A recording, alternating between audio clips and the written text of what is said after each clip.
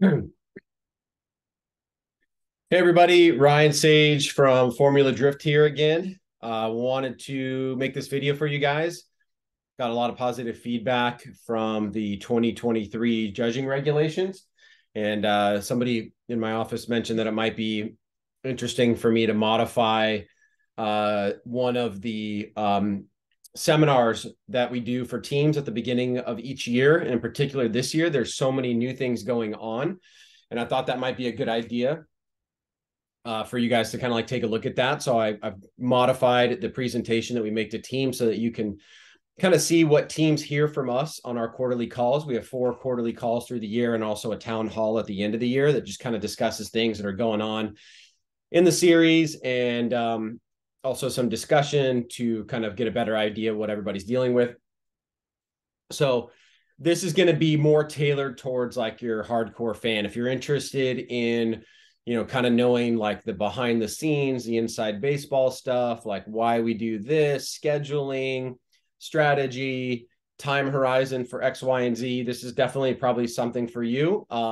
If that's not what you're interested in, then just skip it.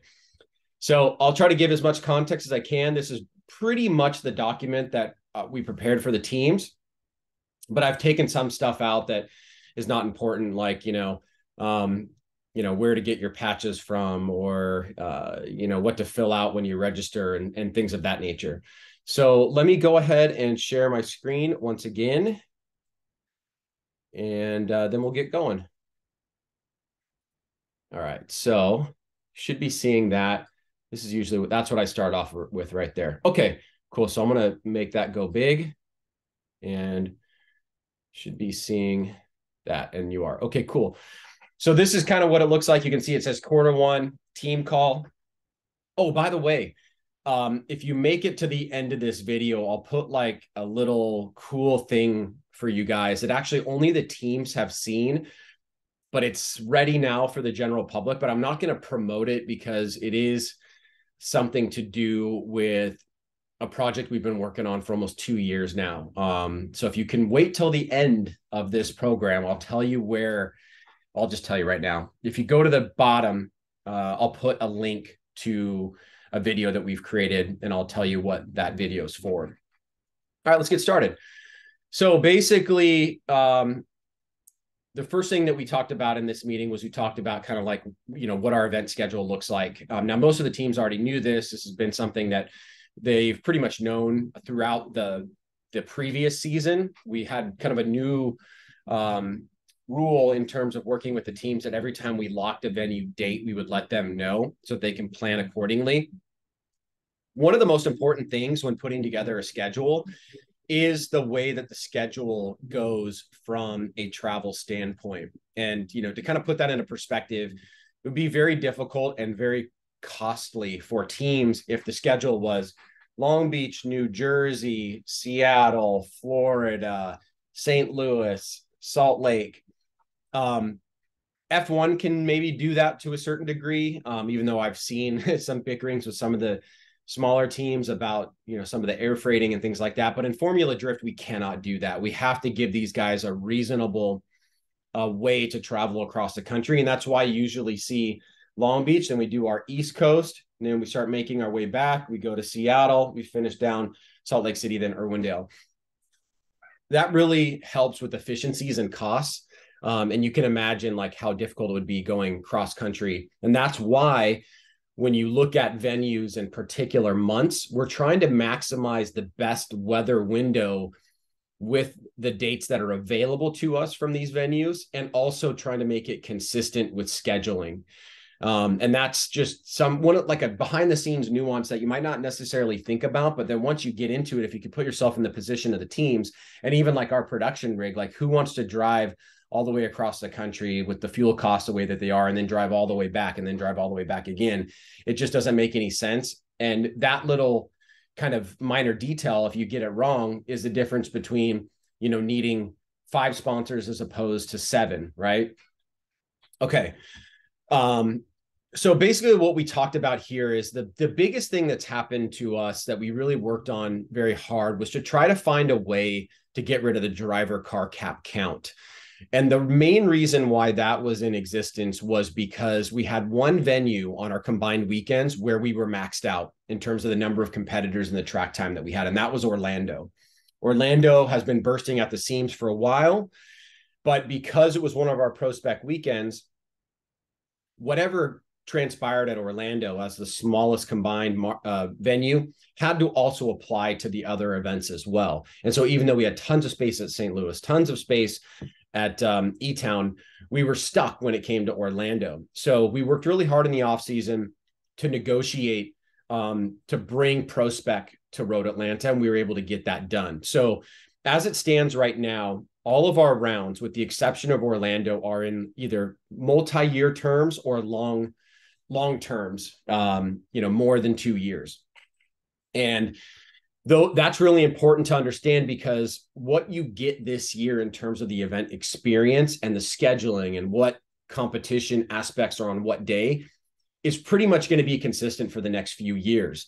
And you've probably noticed, like, over the past couple of years, we've been messing around and tinkering with the combined weekend schedules. We've gone later, we've tried to break things up, we've gone 32 down to the finals.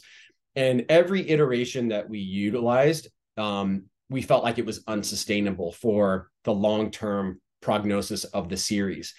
The best schedule that we've ever had is a schedule that shows Pro Spec on Friday and shows Pro on Saturday. So you have 2 complete competitions on separate days. And in order to do that, we needed Road Atlanta to buy in to this combined weekend, and they did. Now, the major difference, and maybe we can talk a little bit more about this when we get down the road, is we have 2 venues, Atlanta and Salt Lake City, that have 2 major constraints in place. With Atlanta, we have other events that are taking place on that event weekend with the track. And with Salt Lake City, we have the natural time constraint and sound ordinance constraint where there's no lights and things like that. So you've got the schedule crunched into a time period that you're kind of stuck with, and there's not a lot you can do about it. So for Salt Lake City and for Atlanta in particular, it's going to be brand new for this year, probably continuing into the future, where practice is going to be extended into Wednesday. And then we're going to have qualifying for both series on Thursday, Friday Pro Spec to finish, Saturday Pro to finish. Now, it's just going to be those 2 markets, but we need that because the teams need a certain minimum number of practice laps and need some time to do that. We also have to make sure that in the case of Road Atlanta, we get our tech done for Pro Spec. And so these are really important considerations. Now, every single round that we have this year is in a multi-year term, with the exception of Orlando. Orlando, this is their last year. We really love the market of Orlando. Orlando has a really great space for seating, but it has some problems. I think everybody kind of knows what that is. And one of the challenges with Orlando is that the way that they're permitted and set up is that they could basically run 24 hours if they wanted to, but it's very difficult for them with that ability to run 24 hours to make permanent infrastructure changes because of the way that they're set up in the county that they're in. And we've been trying to work with them and some of their partners to get that changed. But, this is a year where we have to make a decision on Orlando. Now, I have been down to Sebring and have also spoken to Freedom Factory, both great venues. I think there's always a possibility that either of those could work. But we would like to make it work out with Orlando. There's always going to be challenges moving to a new venue when you're factoring in all the things that we think about, ingress and egress, how many grandstands, does it have appropriate internet? What is the paddock space? Is the paddock paved or is it half and half? How is the return lane? Does it have flat enough space for us to put structures? What are we allowed to do in the air? Can we fly a drone? Are there restrictions? So there's a lot of these things in our checklist of what's required from a venue that sometimes, they just don't have. And for the most part, we've been lucky enough to have venues that we currently work with really work and grow with us as we become more important to that market and to that venue. One of the things that we're working on with regards to these new contracts is that we really want to try to get to a permanent track paint or a semi-permanent track paint above and beyond what we do at a lot of the venues, because people just don't want their track painted on. If you look at Evergreen Speedway, that's the model that we're kind of going for. And they've been great, where They are painting the track for us. It's essentially a permanent road paint. And so when you drift over it 50, 100 times, the outside zones are not getting taken up. You can still see. It's really important for judging. It's also really important for fans, but it's very difficult to get venues sometimes to kind of buy into that. And so we've tried to work with them to say, hey, look, what if we were the ones that, paid for the removal? Is there a removal process that we can do in order to get the paint that we need so that we can make the track layouts that we want and paint them the way that we want?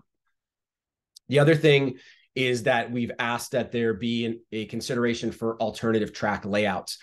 Now, we think it's kind of cool that, you could have a situation where you could alternate track layouts one year to the next, say, for example, like with St. Louis, and that would create, very interesting kind of dynamic between one year to the next, where fans might be interested in seeing something different than they had the year before. Now, there's some venues where this simply doesn't work, like Long Beach, for example. There is a minor course configuration change that you could do at Road Atlanta, going the opposite way in the keyhole, but Seattle, definitely St. Louis, some ways Irwindale, but not really. E-Town has some abilities to kind of expand and do something different. All have the possibility in principle to do alternative track layouts.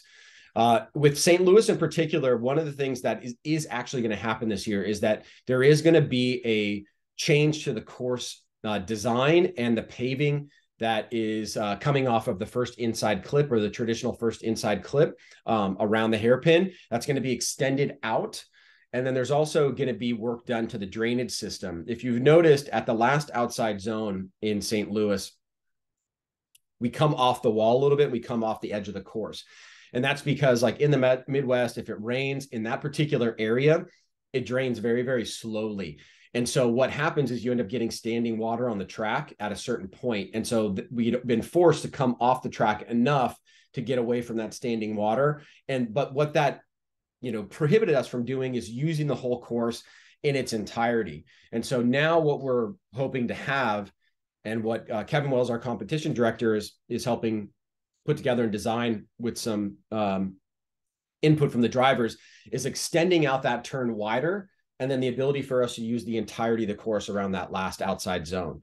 So that's really, really cool. And I think that's going to, everybody knows St. Louis is crazy for the amount of wrecks it has. And that pretty much boils down to the way that the course is set up. It just is. And, we can't go back to the old school layout because there's no more space there. We outgrew that in the first year. It's really awesome that we have all those grandstands in that area and all the facilities, but now we need to make the track awesome. And that's the thing that we're working on this year.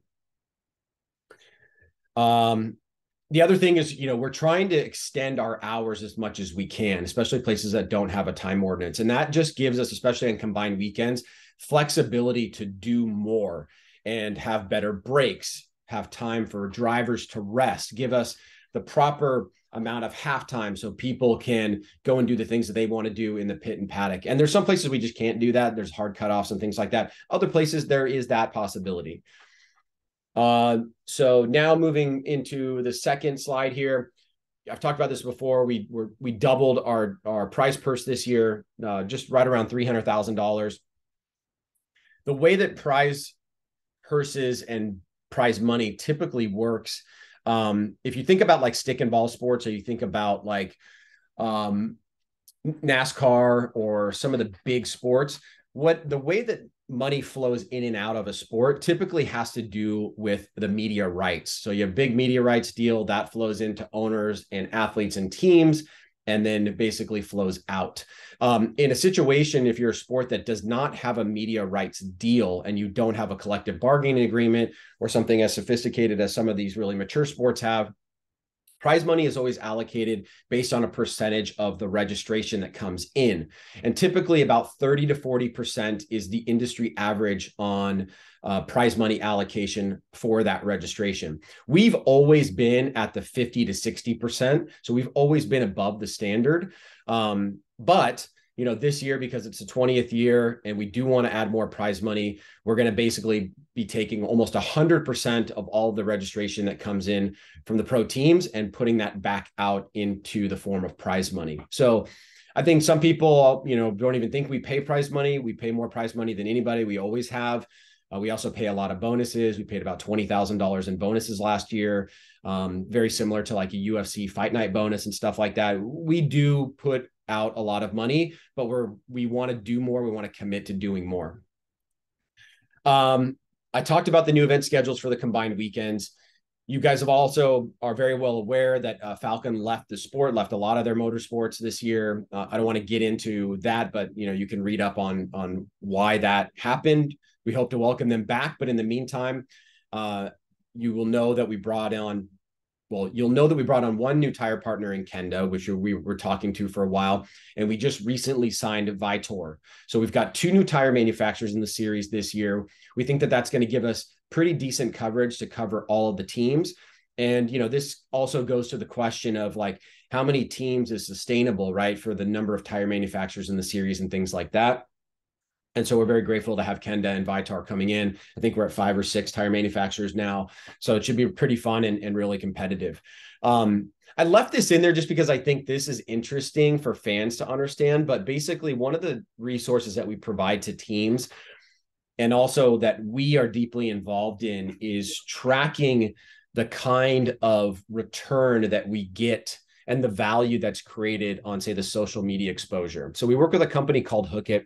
And what they do is they use the social media ad exchanges themselves, and they value each of your individual posts on the basis of that ad exchange. And that is a very powerful thing because it can tell you how much a post is worth for an individual sponsor, how much a video that you produced is worth for a particular sponsor. And that just gives you a lot of ammunition to justify your sponsorship fees that you're asking for. And it also allows you to look at what you're doing and look at how the social media companies are treating it and say, oh, you know what, I should do more of this kind of content as opposed to that.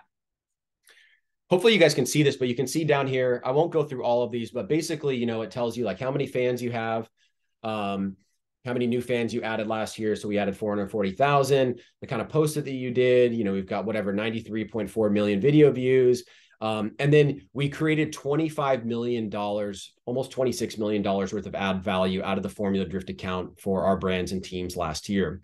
And if you look at that number above that, the 62.4 million, that's all of our teams, drivers, and people that we track in the series combined. So the series as a whole, just from a social media perspective, is north of $50 million in ad value. That's pretty awesome. And it has basically been in a doubling type of scenario for the past 2 years post-COVID. So we are definitely seeing an explosion of new content that is more valuable and teams doing a better job of understanding what moves the needle. So I thought you guys might be interested in seeing that. This is like it's a schedule that doesn't go into a lot of detail, but it kind of breaks down what days have each items of activity at the event. So, from tech day to media day for Long Beach to when we are doing practices and qualifying at the combined weekends. And so this is what we gave to the teams to kind of give them like a little bit of a heads up of like, hey, this is what you can expect. So if you're thinking about traveling in for tech day for Long Beach, you probably want to get there, on Tuesday, right? If you're not taking part of media day. If you're taking part of media day, you're probably going to want to get there on Monday, et cetera, et cetera. In the previous video, I covered most of like the rule book stuff from judging. When we generated this document, those hadn't come out yet. So we were talking about when it was going to come out. I've also mentioned and spoke about the panel of judges and rotational driver stewards and announcers, et cetera, the qualifying format. And if you listen to the podcast, you've probably heard, at least myself, and I know that there's been some other people that I've spoken about what we are trying to do this year with live telemetry data going into the broadcast. So we have 5 major data points that we're trying to focus on. Those 4 major data points are the same data points that are also in the decel light. And it's 4 or 5, depending on how much you cut them up, but let's just say it's 4. The goal is, and it looks like we are going to be able to do that starting in Long Beach. And so what we're going to have is we have these telemetry boxes that are piping this data off into the live stream, and they're giving us these data points. The data points are speed or relative speed. If you have two drivers on, this guy's going 55, this guy's going 52, right? That's really important to look at how fast somebody's traveling through the course relative to the other guy. Acceleration and deceleration. Now, that's done through G-force, which for us is much better than, say, braking pressure, right? Because in drifting, the way these cars are set up, braking pressure doesn't really tell us a whole lot because other inputs can manipulate the car in such a way where braking pressure is just a way to further manipulate the car. Braking in drifting doesn't necessarily equal slowing down. And that's one of the crazy nuances that can be counterintuitive at first. So we will have acceleration and deceleration, general deceleration done by G-force. And then we have our version of the decel, which is what the original decel light was all about. And our decel is a proprietary definition. Last year it was an on-off switch. On was red, off was nothing. This year it's going to be much more complex than that. And I'll show you kind of the V2 version of it, which is the early model that we developed after the end of the season. This is not the final one, but if you go to like Type S's Instagram, our competition director, Kevin, I think he put the latest version of that in a video for them, but I'll walk you through it so you can kind of see it a little bit. The rest of the stuff I won't really cover. We're just talking to them about what drone coverage we're going to do and like what our goals for the broadcast is and all that kind of stuff. But I don't think that's important for this. So here's the decel light. Now you can imagine another one of those on the other side of the windshield going down. So you have these two strips going from top to bottom. Blue is neutral. That tells us that it's working, right? As opposed to it being on and off and there's no light or anything like that. We don't know whether or not if it's actually connected until somebody hits the decel. So the neutral state tells us that it's functioning. Then you have green is acceleration from top, so from bottom to top. And then slowing decel goes from top to bottom to the midway point. And then if you hit our decel, which is a visual decel, meaning that a person, regular human eyes at that resolution can see the car visually decelling, it pops red. So we're feeding fake data into it to give you this demonstration. And hopefully this doesn't get copyrighted because I think there's some music in the background, but this will give you an idea of like how it will more or less function. Here we go. Let's see if I can do this. Is it going? There we go. Oh, whoops. Sorry about that.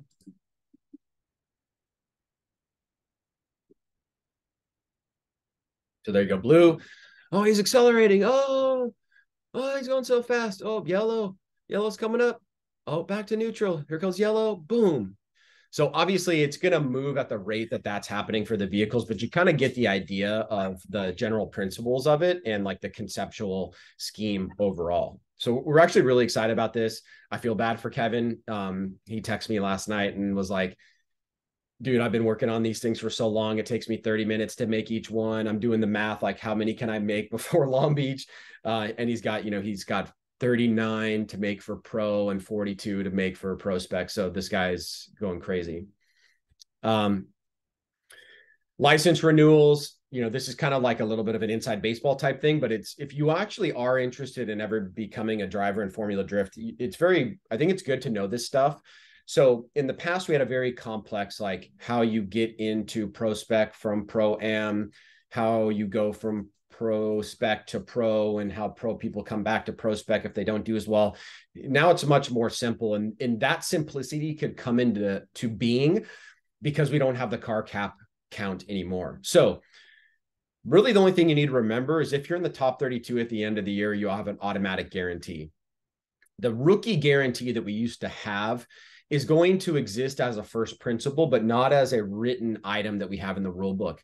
And that's basically just to protect us and other drivers from bad faith actors that I don't want to name names, but we've had people that have done really crazy stuff and they're protected by the rookie terminology.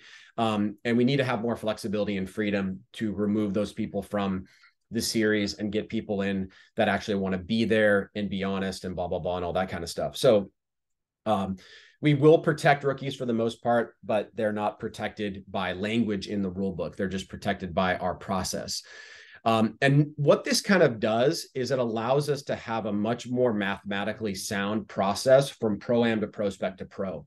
In the past, we had so many licenses out in the marketplace from pro-am that we were having this loghead. Is that the right word? Log jam to get into prospect, where some guys weren't making it in. They were having to wait and roll their licenses over.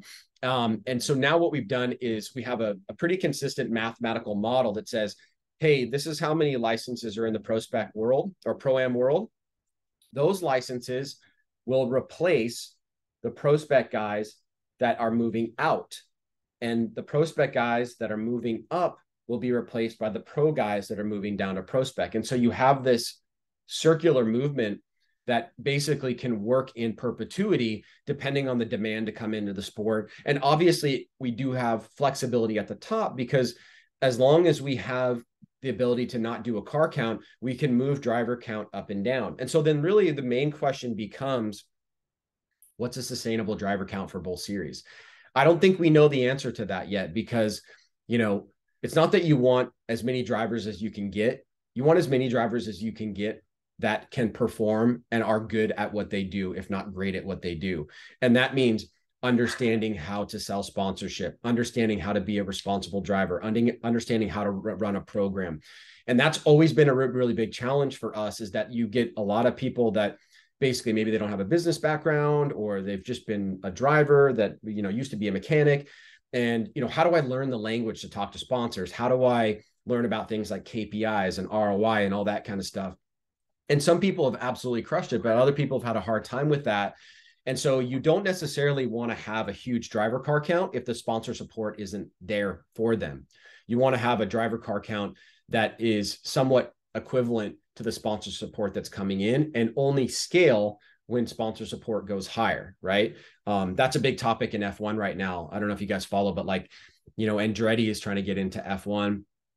And most of the teams are kind of like, nah, we've worked so hard, to get to this point where the teams are relatively sustainable. And, if we bring somebody else in, that's going to mess it up for us, right? And that's even with the new cap on costs that they implemented in 2022, right? In the old school way, and it will still have effects for a while, you had Red Bull and Mercedes spending $450 million a year. And, there were only two teams in Formula One that were actually making money, and that was Red Bull and Mercedes.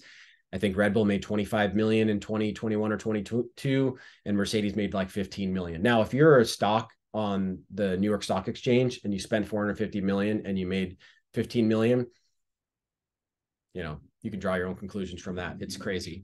But now they have a $200 million cap, right? So it's supposed to level the playing fields. But they've worked very, very hard. Like all of the mid-level teams, Haas and a lot of these guys worked really, really, really hard to get their programs to the point where they could sustain year after year and try to compete and move up and up and up. And so some people are very resistant to allowing another team to come in. And that same topic of discussion is, always bandied around in Major League Baseball and the NFL and blah, blah, blah, blah. And so at a certain level, it applies to FD as well. How many drivers should we let in based on the support and the growth of the series? So we've got the Formula Drift Hall of Fame. We're going to be doing 2 inductions this year. We put up about $10,000 to make a ring. So 2 rings, $10,000 each, with nice little, diamonds and valuable gemstones. They're also going to be getting a plaque and an inscription on a monument that we're going to dedicate sometime this year. That's going to be a permanent monument at the Long Beach Grand Prix facility, which is really cool. Super stoked on that. We have the FD podcast, 35 episodes, including 8 that are going to be recorded at the round. So those are going to be in person, which is going to be pretty dope. Super happy with the way that that's going. We've got a really cool lighting proposal that we're doing for night events to kind of spice it up a little bit, make it not ravey or anything, but hey, it looks cool. We've had sellout events at pretty much all of our rounds for the past few years. And even as we've tried to get more seating to come in, it's very difficult because there's constraints on a lot of the venues, especially like Long Beach, but we were able to add 1,200 seats to Grandstand 21. And now with some of the COVID protocols lax a little bit, we can have additional GA seating and things like that. So these are the things that we try to do to tell a better story of like, you know, if you go to like Dodger Stadium, for example, you know, nobody says when they sell out, oh, why aren't you guys adding more seats? They just say that it's sold out. But, you know, for us, we're in a different situation because drifting is so specific. We are piggybacking off of the back of these like unique venues that work okay and sometimes really good and sometimes not so good for drifting. But there's only one drifting specific track in the entire country, and that's E-Town. So, you know, we are in NASCAR country, and you know, our tracks and our venues are not like the European tracks at all. There's 1,500 tracks in the United States.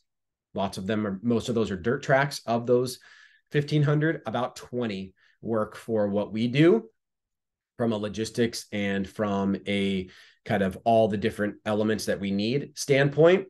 And of those 20, we're already using 8.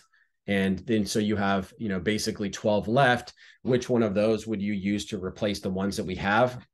It's hard to tell which one. I would love to expand the number of rounds. You got to get driver buy-in from that. I don't think that we could go to 20 events. I think maybe say in 5 years, 6 years, you might be able to add 1 or 2, maybe 3. But there's got to be a good reason for it. And teams have to be able to have the ability to scale in the same way that we would. You know, we're really pushing for a lot of new partnerships. We just got done with the Min 400. We did the LA Auto Show. So these are things we're trying to do to like expand and grow the sport and expose it to different areas. And if you've waited this long, now you get to get some information about what I mentioned at the beginning of the presentation. For like the past 18 months, we've been trying to do essentially a drive to survive style type program. We think that's like the one missing element in our kind of like content portfolio that we have not done. And as you can imagine, there's really good reasons for doing that. It's also really, really difficult because everybody's trying to do one. Like everybody wants their sport to have the next drive to survive. And you see a lot of them out there. There's a golfing one now. There's a one for the World Surf League. NASCAR's trying to do one. IndyCar's trying to do one. They're all trying to do one. So we're at the point now, however, where we have created a pretty, I think, cool teaser. And we're now in front of networks. And there are some of those networks that I have listed down there below, and trying to have active conversations with them to get that sold this year. And hopefully that will show how cool we think this sport is. So what I'll do is I will put the link to kind of the private video. So I'm not going to make it public. I'm going to put it down in the description. You guys can check that out. It won't play if I play it through. It'll be like real spotty through here. So I'm not going to play it. And then that's basically, you know, that was our Q1 call right there. That's more or less what we presented to the teams. Yeah, at the end, I just say, hey, you know, I'm available here for you, whatever, blah, blah, blah. And that's my calendar invite for people to like make meetings with me or whatever. I didn't intend for that to be on there. So, but if you want to use that, you want to, you know, schedule a meeting with me, I'd be more than happy to talk with you. I love talking to fans and people that are interested in the sport. And it's always fun to, you know, talk baseball and drifting and, you know, all the stuff that is crazy about this sport. I love doing it. So anyways, that's it. Thanks for hanging out. If you guys are interested in these kind of videos, I'll try to keep doing them. If there's a topic you want me to cover that you think is worthy of, you know, kind of just like a Zoom call recorded thing that I'm doing here, I'm more than happy to do that.